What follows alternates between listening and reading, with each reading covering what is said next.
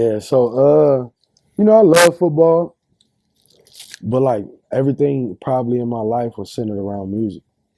And I woke up, I thought about music. I got in trouble at school for playing music all the Music. time. Like even when I was in football, I often got in trouble for for sneaking out doing music. Music, So right. football was like a love just because, I like to be competitive, like to be team player, all those things. Right. Wanted a scholarship, like I said, my pops kept it real.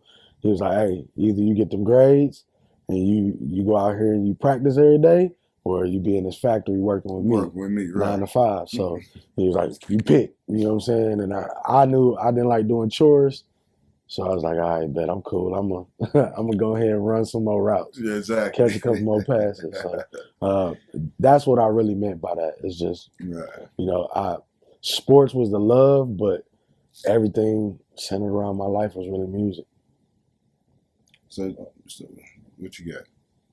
I was just going to tap into, what kind of music do you play? What are you a rapper? What genre? So I'm a singer. Okay. As an artist, I'm a singer. Okay. Songwriter, producer. So I produce as well. Both the Right. Quincy Jones way and play.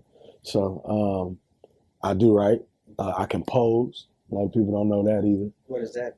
So basically, a composer is if I go in and I scat a melody, and then I put y'all in the room and y'all end up writing to it, I compose the song. So I basically put the melody, the vibe, the curation. Y'all put the words to it. DJ Khaled shit. Even more. I'm on my like Anita Baker and That's my girl. Smokey Robinson and those guys. Yeah. I'm just saying, as far as the term Yeah. composer. I was messing with you. Yeah, Yeah. I fucks with you. Yeah. But yeah, more so on that DJ Khaled. Okay. DJ Khaled more of a producer though. Okay. He not really the composer. I just be wondering how he get his money though. Yeah, he a producer, so it's just like if I produce a record, it's just like he produced it. He like Quincy. Okay. And he like, for lack of a better person to represent, but he's like, Diddy. You know what I'm saying? Where he might not play, he might not do everything, but if I put the record together, I produced it. Right. Exactly. So, and he a DJ, so that's just the cheat code within itself. Break your own music. You break your own music. You got everybody you know who to give it to. Good cheat code though. Good dude. It's one of your first projects you dropped. How did you feel about it? Man, so if we're going back, Rest in Peace to My Heart was like the first project I ever like really dropped on my own. I did like a gospel rap thing. I rapped when I was little. Mm-hmm. So that was one of the first ones. But the first major ones that really kind of put me on the map, especially here, is Lakeshore Drive that I just did. Shout out to Rita Lee, because she was my project manager on that. Girl too, Rita. Yeah, Rita Lee. She helped out a lot with that. She had a whole team. She put together a team. Shout out my boy Bishop.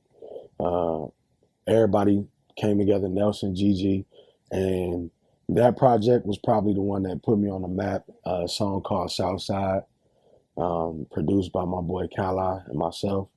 I wrote it. We went and worked out of F&F studio. We worked in a lot of studios, 2020 studios with my boy Tempo, and then we went to F&F. Mm-hmm. But yeah, Rita had me all over during that summer. That was a fun summer. That was pandemic summer too. So she gonna be working. Man, listen, always.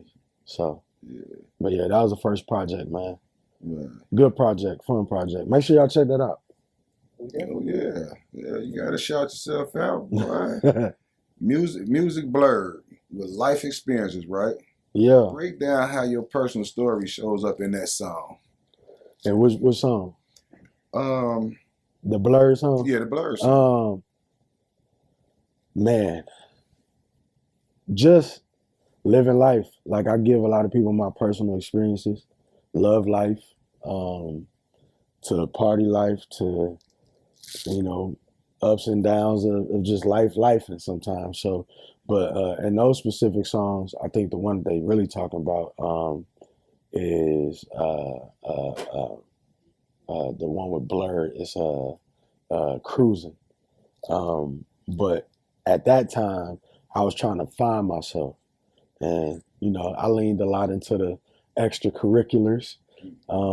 And me being so on point for so long to be an athlete, I was like, you know, it's cool to let go a little bit and have a little bit of fun. So within that song, you know, we talked a lot about just how your life could become a blur when you're really trying to find yourself, and then you get kind of lost in the music. Yeah, and definitely can. lost in the lifestyle, really. Right. So that's what that really came from. Okay. Let's talk about, like, who are some of your biggest influences, and not just names, but why? Oh, biggest influences. Stevie Wonder. Okay.